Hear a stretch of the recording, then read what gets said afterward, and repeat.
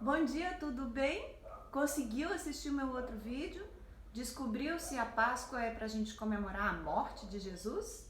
Se você não conseguiu, vai lá, assiste. Se você não conseguir assistir tudo de uma vez, assiste um pouquinho, para, assiste outro pouquinho, para, assiste outro pouquinho, até você chegar no final e descobrir por que a Páscoa merece ser comemorada com tudo que você tiver.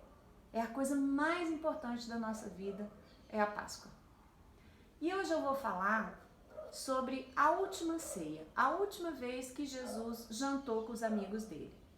É um pouco como se a gente voltasse lá na história do Egito, né, quando foi comemorada a primeira Páscoa, um momento tão especial que marcou o início de uma vida nova.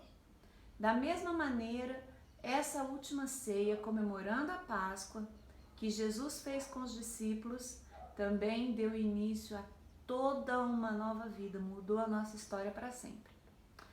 E quando a gente vê nos filmes alguém que vai morrer, que sabe que vai morrer, normalmente essa pessoa chama, não é, todo mundo e fala as coisas mais importantes, dá os recados que são mais importantes, que ela não pode morrer sem dar os recados. E foi o que Jesus fez nesse dia, nesse jantar, né, que hoje nós aqui conhecemos como a última ceia. Se você é uma criança que gosta de arte, você já ouviu falar de um pintor muito famoso chamado Leonardo da Vinci? Ele pintou um quadro chamado A Última Ceia, que é lindo, que mostra Jesus com os discípulos numa mesa, assim, é lindo o quadro. Depois procura aí, dá um Google. Vinci escreve Vinci, V-I-N-C-I.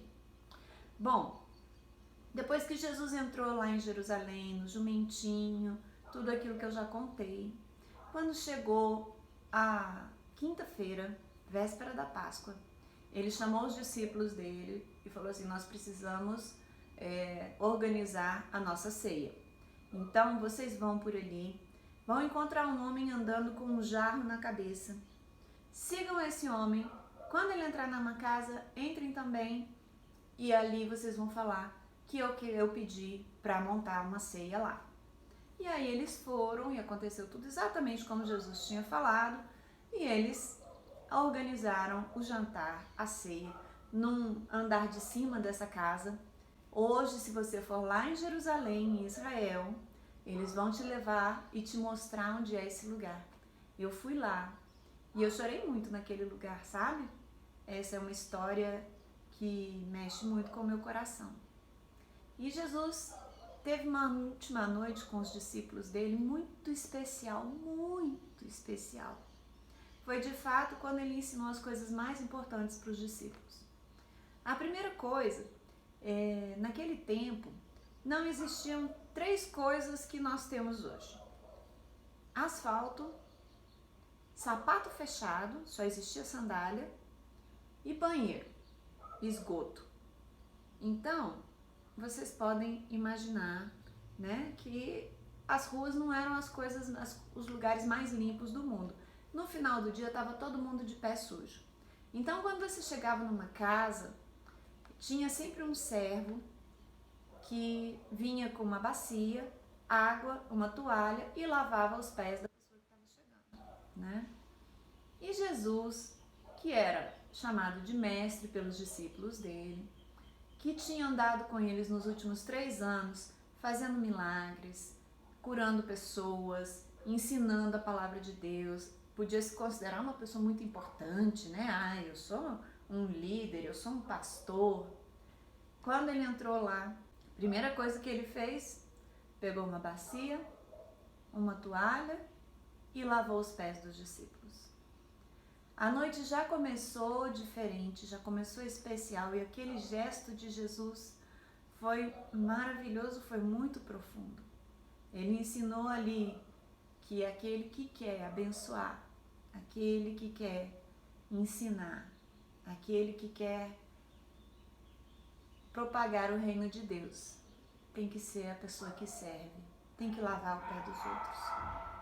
Bom, Dali, Jesus começou a falar coisas importantes, começou a dizer o que ia acontecer. Jesus fala para os discípulos o que vai acontecer. Ele fala que vai ser preso, que vai ser morto, que vai ressuscitar. E os discípulos vão ficando tristes e eles vão ficando com o coração pesado, porque apesar de Jesus estar falando coisas maravilhosas que vão acontecer, o peso que está sobre eles é assim: Jesus, nós nunca mais vamos te ver, nunca mais nós vamos te ver, Jesus. E Jesus também estava com o coração pesado, porque ele amava aqueles discípulos. E aí Jesus falou assim: eu tenho que ir para cumprir o plano que nós fizemos. Mas eu não vou deixar vocês sozinhos. Eu vou mandar o Espírito de Deus. O Espírito Santo vai ficar com vocês aqui na terra. Ele é o Consolador, ele vai consolar o coração de vocês. Ele é conselheiro, ele vai ensinar vocês. E até hoje, enquanto Jesus não volta, porque ele vai voltar, enquanto ele não volta, nós temos aqui o Espírito Santo de Deus. E eu quero aproveitar e falar para você que está me ouvindo, que toda a tristeza do seu coração, toda a dor, sabe, aqueles sentimentos assim que você nem sabe o que é, só sabe que é um sentimento ruim, Jesus deixou o Consolador aqui. Você ora e fala: Jesus, consola o meu coração. Consola o meu coração. Eu tô triste, eu tô sentindo coisas que eu nem sei. Me ajuda. E o Espírito Santo vai tomar essa tristeza de dentro de você. Vai carregar ela junto com você. E a coisa mais importante que Jesus fez para mim, a coisa que eu mais gosto de ler na minha Bíblia, é o livro de João, capítulo 17, que é quando Jesus, antes de terminar a ceia, faz uma oração. E ele faz uma oração pelos discípulos. Ele fala com Deus, com o Pai dele ali na frente dos discípulos, e ele fala de mim, ele fala de você. Dá para acreditar nisso, que 2000 anos atrás, Jesus orou por você, Jesus pediu a Deus por você, como ele continua fazendo até hoje, como o sangue dele sobre nós faz até hoje. Jesus orou por você. E eu vou fazer o seguinte, eu vou ler essa oração e eu quero que você escute com o seu coração, que você perceba. Ele vai falar, sabe, do esplendor, da glória que ele deixou para vir no mundo. E ele está falando: Deus, agora me devolve a minha glória, porque eu já cumpri minha missão. Ele vai orar para que Deus nos livre do mal. Ele fala: não quero que tire as pessoas do mundo, mas que livre do maligno. E ele ora por mim e por você. Ele fala: eu não oro só por esses discípulos aqui, mas por todos aqueles que virão a crer em mim. Eu sou uma que veio a crer nele. Então, eu estou nessa oração. E você? Jesus orou por nós. Já pensou nisso? Então, eu vou te dar uma sugestão. Eu vou ler aqui na minha Bíblia, na versão A Mensagem, que é uma versão mais fácil da gente entender. Eu vou ler essa carta. A minha sugestão é que você sente num lugar confortável, respire fundo, feche os seus olhos e só escute. Eu vou colocar uma música para te ajudar. Escuta. E quando eu estiver lendo, ouve a voz de Jesus falando com Deus. Ouve ele falando, orando por aqueles discípulos que estavam ali, aqueles 12 homens que estavam ali. Na verdade 11, porque um já tinha saído. Por aqueles homens que estavam ali, mas por mim, por você, por todas as pessoas que creem nele. Quem sabe seu coração não vai fazer uma resposta.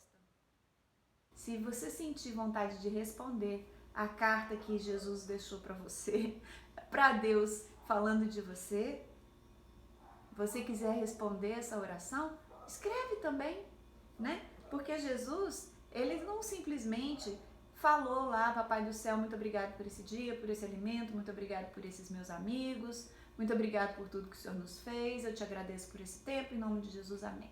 Não, ele fez uma oração caprichada, ele fez uma poesia, porque Jesus é sempre caprichoso. Jesus sempre faz as coisas lindas. Então eu quero que você escute com o seu coração. Lembra que eu falei de abrir os olhos do coração? Tem que abrir os olhos e os ouvidos do coração. Fecha esse olho aqui, senta, relaxa, respira e escuta. Pai, chegou a hora. Manifesta o glorioso esplendor do teu Filho, para que o Filho, por sua vez, possa manifestar o teu glorioso esplendor. Tu o designaste responsável por toda a humanidade, para que ele possa dar a vida real e eterna a todos que lhe deste.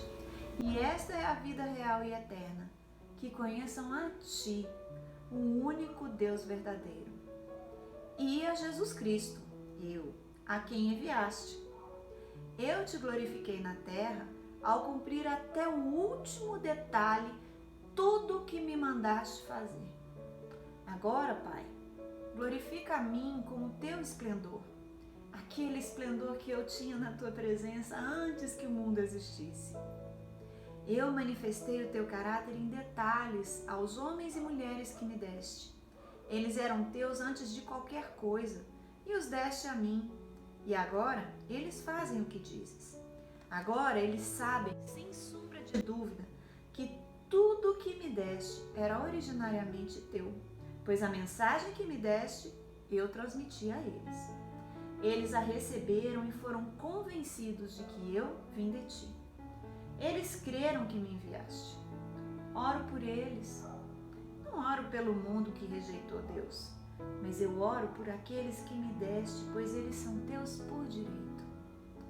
Tudo o que é meu é teu, e tudo o que é teu é meu, e minha vida é visível neles, pois não vou mais me manifestar ao mundo. Eles vão continuar no mundo, enquanto eu retorno para ti. Pai Santo, guarda-os enquanto eles perseveram nesta vida, que conferiste como um dom por meu intermédio, de modo que eles possam ser um só coração e uma única mente, assim como eu e você somos um coração e uma mente.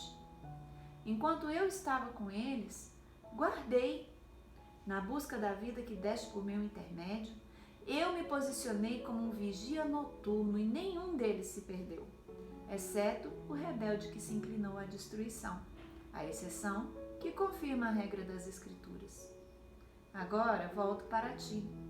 Digo estas coisas para que o mundo ouça, para que meu povo possa experimentar minha alegria completa neles. Eu dei a eles a tua palavra. O mundo mau os odiou por causa disso, porque eles não adotaram o estilo de vida do mundo. Não peço que os tires do mundo, mas peço que os guardes do maligno. Eles não são mais orientados pelo mundo, assim como eu também não sou.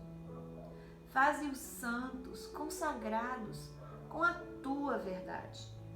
Tua palavra é a verdade que consagra. Assim como me deste uma missão no mundo, eu dei a eles uma missão no mundo. Eu me consagro por causa deles, para que eles sejam consagrados à verdade em sua missão. Oro não apenas por eles, mas também por todos os que crerão em mim, por causa deles e do testemunho deles a meu respeito. O alvo para todos eles é tornar-se um só coração e uma única mente. Assim como tu, ó Pai, és em mim e eu em ti, para que possam ser um só coração e uma única mente conosco também. Então, o mundo poderá crer que tu, de fato, me enviaste. A mesma glória que me deste, eu dei a eles, para que eles estejam unidos como nós estamos, eu neles, eles em mim. Assim, eles amadurecerão nessa unidade e darão evidência ao mundo mau de que tu me enviaste e os amaste do mesmo modo que amaste a mim.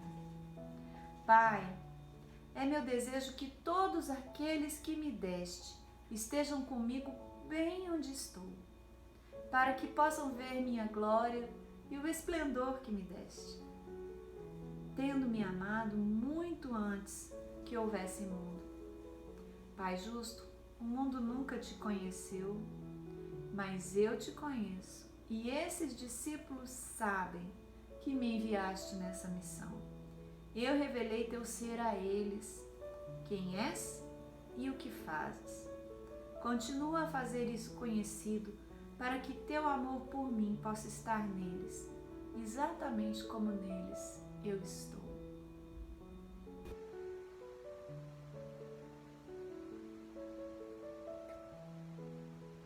Que seu coração possa receber essa carta e possa responder. Que o seu espírito possa entender o que Jesus estava falando sobre você nessa oração. Tá bom? Beijo.